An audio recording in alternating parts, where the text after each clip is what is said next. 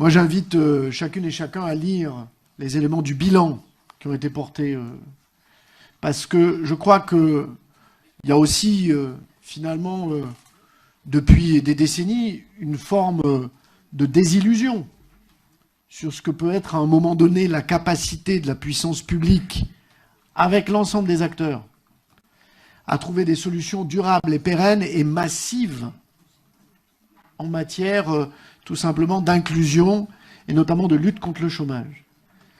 Lisons cela parce que c'est assez impressionnant et sachons là encore une fois mesurer véritablement l'innovation qui a été menée par celles et ceux qui ont été à l'initiative de cette dynamique finalement nouvelle et originale et qui va reposer là encore une fois sur le territoire, sur toutes les forces qui sont existantes. Et là, on a de la puissance de feu.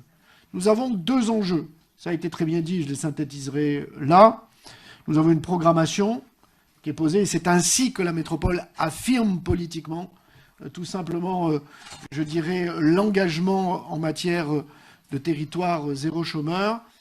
D'une part, de capitaliser en permanence sur ceux qui sont en expérimentation. Et Chirol démarre de capitaliser sur ce travail-là pour les autres, pour l'ensemble des autres territoires demain, et de façon à ce que nous puissions améliorer en permanence les dispositifs.